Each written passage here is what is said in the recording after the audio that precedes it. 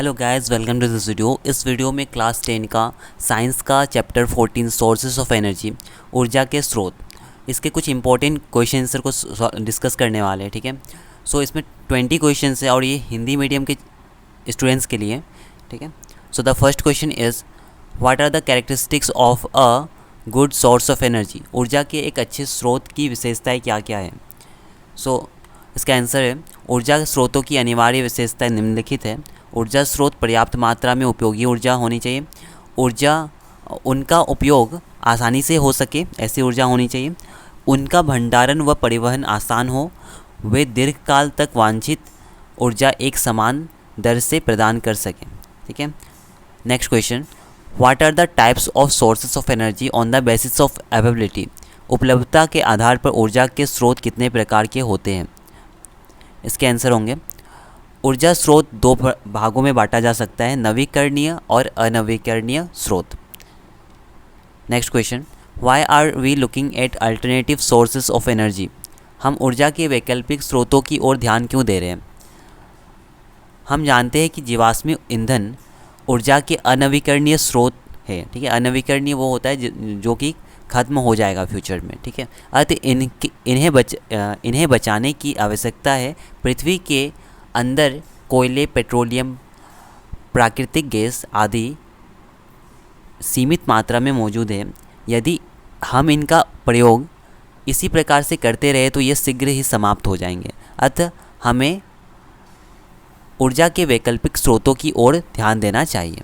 ठीक है, तो अनवीकरणीय स्रोत है जीवाश्मी ईंधन, और इन सब का यूजेस करने से हम लोग का ये फ्यूचर में ख़त्म होने वाला है, इसीलिए हम लोग का अल्टरनेटिव सोर्स की ओर देखना चाहिए। ठीक है, next question, what is geothermal energy. भूतापीय ऊर्जा क्या है। भूतापीय ऊर्जा, जिसे जियोथर्मल पावर कहते हैं, ग्रीक धातु जियो से आया है, जिसका अर्थ है पृथ्वी, और थर्मोस अर्थात ताप। वह ऊर्जा, भूतापीय ऊर्जा वह ऊर्जा है जिसे पृथ्वी में संग्रहित ताप से निकाला जाता है। यह भूतापीय ऊर्जा ग्रह के मूल गठन से, खनिज के रेडियोधर्मी क्षय से और सतह पर अवशोषित सौर ऊर्जा से उत्पन्न होती है। Next question, right the uses of solar panel. सौर पैनलों के दो उपयोगों को लिखो। सौर पैनल के उपयोग निम्नलिखित है। सौर पैनल में कोई गतिशील पुर्जा नहीं है, अतः इसका रखरखाव सस्ता होता है। इन्हें सुदूर तथा अगम्य स्थानों में स्थापित किया जा सकता है। Next question, green house gases क्या है। ग्रीन हाउस गैस एक ऐसी गैस है जो थर्मल इंफ्रारेड रेंज के भीतर उज्ज्वल ऊर्जा को अवशोषित और उत्सर्जित करता है, जिससे ग्रीन हाउस प्रभाव होता है। ठीक है, next question, can any source of energy be pollution free, why और वाई नॉट। क्या कोई ऊर्जा स्रोत प्रदूषण मुक्त हो सकता है, क्यों अथवा क्यों नहीं। किसी भी प्रकार के ऊर्जा स्रोत के उपयोग से किसी न किसी रूप से वातावरण असंतुलित होता ही है। इसीलिए हम कह सकते हैं कि कोई भी ऊर्जा स्रोत प्रदूषण मुक्त नहीं हो सकता। केवल प्रदूषण की मात्रा और प्रकार घटते बढ़ते हैं। ठीक है, सो कोई भी ऊर्जा स्रोत प्रदूषण मुक्त नहीं होता है। क्यों? क्योंकि किसी न किसी रूप से वातावरण में असंतुलित होता ही है, इसीलिए। Next question, what are fossil fuels. जीवाश्म ईंधन क्या है। राइट विथ एग्जाम्पल्स, उदाहरण सहित लिखें। जीवाश्म ईंधन ऊर्जा का अनवीकरणीय स्रोत है। कोयला, पेट्रोल तथा प्राकृतिक गैस जीवाश्म ईंधन की श्रेणी में आते हैं। यह ईंधन करोड़ों साल बाद बनता है। इसकी सुरक्षा करना आवश्यक है। इसकी कमी को तत्काल भरपाई करना कठिन है, अतः नियंत्रित दर से खर्च करना चाहिए। लाखों वर्ष पूर्व जैव मात्रा के अपघटन से प्राप्त होने वाले ईंधन को जीवाश्म ईंधन कहते हैं। सो जीवाश्म ईंधन का डेफिनेशन ये हो गया। उदाहरण हो गया पेट्रोलियम उत्पाद। ठीक है, पेट्रोलियम का जितना भी प्रोडक्ट होता है वो सब, कोयला और प्राकृतिक गैस। जीवाश्म ईंधन के उदाहरण हैं। ठीक है, next question, right short note on hydro power plant. ठीक है, हाइड्रो पावर प्लांट पे टिप्पणी, जल विद्युत संयंत्र पे संक्षिप्त टिप्पणी लिखें। जल विद्युत हेतु बांधों में वर्षा जल अथवा नदी जल ऊंचाई से गिराने के लिए संग्रहित किया जाता है। बांध के अंदर से पाइप के द्वारा बहता जल बांध के नीचे स्थित टरबाइन के ऊपर गिरता है। घूमते हुए ब्लेड जनरेटर को विद्युत के लिए घुमाते हैं, यह जल विद्युत कहलाती है। ठीक है, विश्व की ऊर्जा का 1/4 हिस्सा जल विद्युत से उत्पन्न होता है। ठीक है, 1/4 हिस्सा जल विद्युत से उत्पन्न होता है। विश्व में जल विद्युत के अग्रणी उत्पादक देश पराग्वे, नॉर्वे, ब्राज़ील और चीन है। ठीक है, भारत में कुछ महत्वपूर्ण जल विद्युत केंद्र भाखरा, नांगल, गांधी सागर, नागार्जुन सागर और दामोदर नदी घाटी परियोजनाएं हैं। ठीक है, next question, right short note on thermal power plant. ताप विद्युत संयंत्र पे संक्षिप्त टिप्पणी लिखें। विद्युत संयंत्रों में प्रतिदिन विशाल मात्रा में जीवाश्मी ईंधन का दहन करके जल उबालकर भाप बनाई जाती है, जो टरबाइनों को घुमाकर विद्युत उत्पन्न करती है। समान दूरियों तथा कोयले तथा पेट्रोलियम के परिवहन की तुलना में विद्युत संरक्षण अधिक दक्ष होता है। यही कारण है कि बहुत से तापीय विद्युत संयंत्र कोयले तथा तेल के क्षेत्रों में के निकट स्थापित किए गए हैं। इन संयंत्रों को तापीय विद्युत संयंत्र कहने का कारण यह है कि इन संयंत्रों में ईंधन के दहन द्वारा ऊष्मीय ऊर्जा उत्पन्न की जाती है, जिसे विद्युत ऊर्जा में रूपांतरित किया जाता है। ठीक है, तो पहले ऊष्मीय ऊर्जा में उत्पन्न की जाती है, फिर उसे विद्युत ऊर्जा में रूपांतरित किया जाता है। ठीक है, यह है thermal power plant. Next question, what is biomass. जीवमात्रा क्या है? ठीक है, या फिर बायोमास किसे कहते हैं? भारत में पशुधन की विशाल संख्या भी हमें ईंधन के स्थायी स्रोत की उपलब्धता के बारे में आश्वस्त कर सकती है, क्योंकि ये ईंधन पादप एवं जंतु उत्पाद है। ठीक है, पादप और जंतु के प्रोडक्ट हैं, अतः इन ईंधनों के स्रोत को हम जीवमात्रा या फिर बायोमास कहते हैं। Next question, what are the importance of nuclear energy. नाभिकीय ऊर्जा का क्या महत्व है? नाभिकीय ऊर्जा भारी नाभिकीय परमाणु जैसे यूरेनियम, प्लूटोनियम, थोरियम के नाभिक यानी कि न्यूक्लियस पर कम ऊर्जा वाले न्यूट्रॉन, देखिए जिसका एनर्जी कम होता है, उस न्यूट्रॉन से बराबरी करके हल्के नाभिकों, ठीक है, हल्के नाभिकों में तोड़ा जाता है, जिससे विशाल मात्रा में ऊर्जा मुक्त होती है। यूरेनियम के एक परमाणु के विखंडन से जो ऊर्जा मुक्त होता है वह कोयले के किसी कार्बन परमाणु के दहन से उत्पन्न ऊर्जा की तुलना में 1 करोड़ गुना अधिक है। ठीक है, अतः नाभिकीय विखंडन से अपार ऊर्जा प्राप्त की जा सकती है। ठीक है, अनेक विकसित और विकासशील देश नाभिकीय ऊर्जा से विद्युत ऊर्जा का रूपांतरण कर रहे हैं। ठीक है, सो न्यूक्लियर एनर्जी बहुत ही पावरफुल होता है, करोड़ टाइम्स, ठीक है, करोड़ टाइम्स पावरफुल होता है देन कार्बन का जनरल जो ऊर्जा उत्पन्न होता है। ठीक है, दहन से जो मतलब बर्न से जो ऊर्जा उत्पन्न होता है उससे करोड़ टाइम्स, ठीक है, बहुत पावरफुल होता है न्यूक्लियर एनर्जी, इसलिए तो न्यूक्लियर बॉम्ब सब बहुत ही पावरफुल होता है। Next question, what are the uses of solar cells. सौर सेल के उपयोग क्या है? सो इसका आंसर होगा सौर सेल के कुछ उपयोग निम्नलिखित है। उपग्रहों में उपयोग किया जाता है, मार्स ऑर्बिटरों में, रेडियो में किया जाता है, बेतार संचार तंत्रों में किया जाता है, टीवी केंद्रों में किया जाता है, खिलौने में किया जाता है। ठीक है, सोलर सेल का उपयोग ये सब है, याद रखना है। Next question, compare and differentiate between fossil fuels and sun as a source of energy. ऊर्जा स्रोत के रूप में जीवाश्म ईंधन तथा सूर्य की तुलना कीजिए, उनमें अंतर लिखिए। जीवाश्म ईंधन ऊर्जा स्रोत के रूप में सूर्य। जीवाश्म ईंधन अनवीकरणीय है और ऊर्जा स्रोत के रूप में सूर्य नवीकरणीय है। नंबर 2, यह भविष्य में समाप्त हो जाएंगे। यह भविष्य में समाप्त ना होने वाला स्रोत है। इससे प्रदूषण फैलता है, इससे प्रदूषण नहीं फैलता है। कोयला संयंत्र लगाने की लागत बहुत अधिक नहीं है।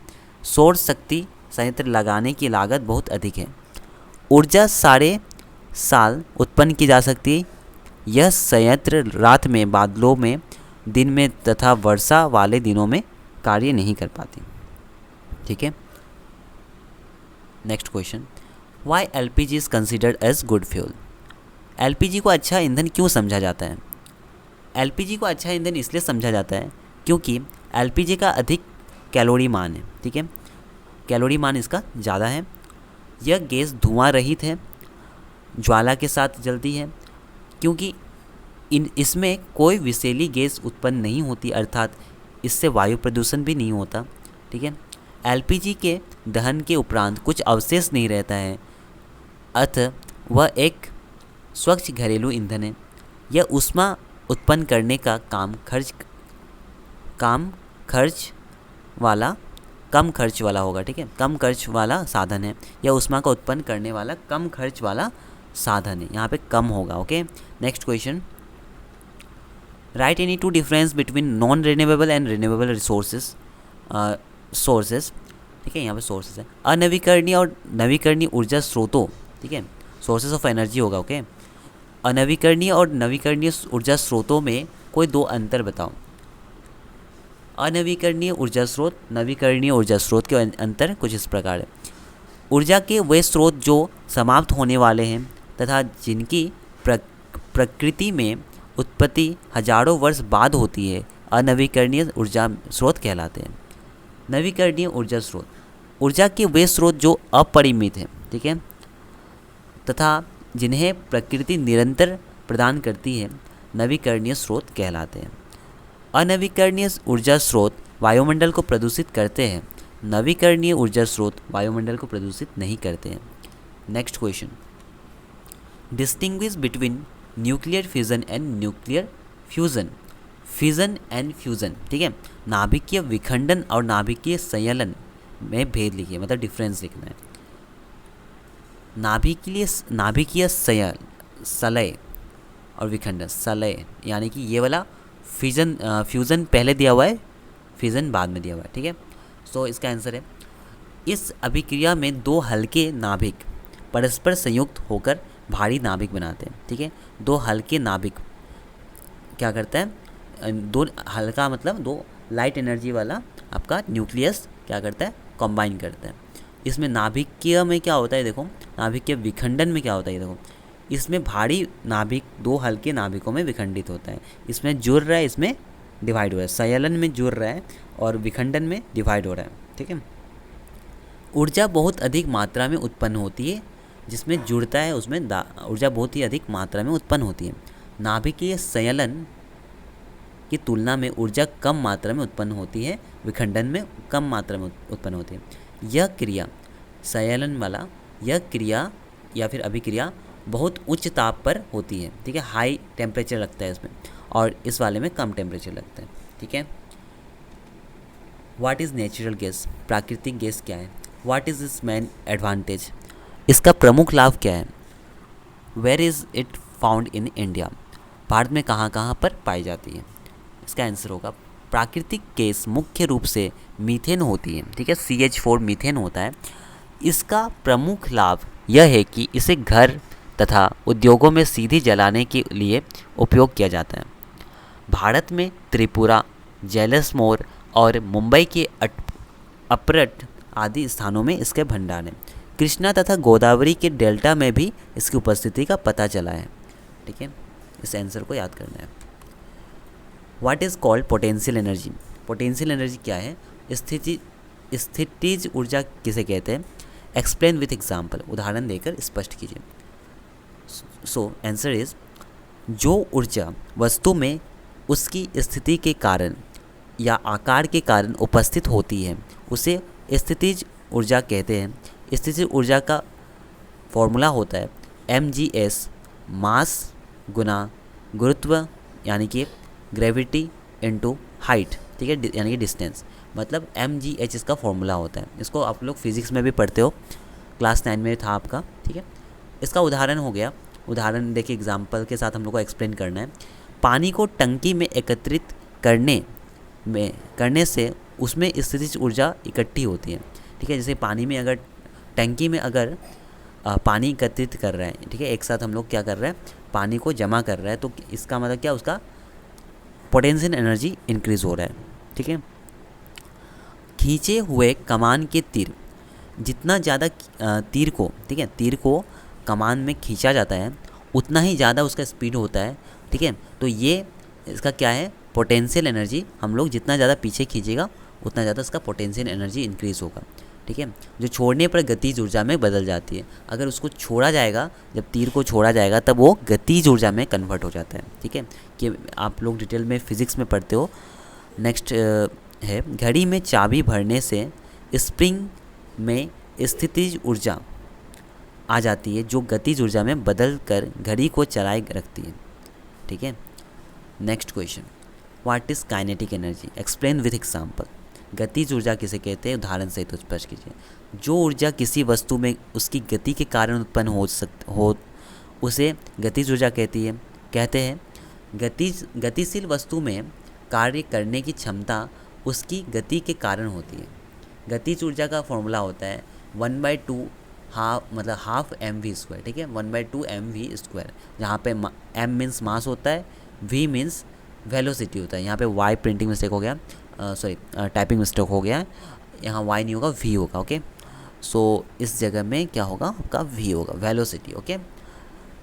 अच्छा, उदाहरण है, पाल नाव वायु की गतिज ऊर्जा के द्वारा चलती है, ठीक है।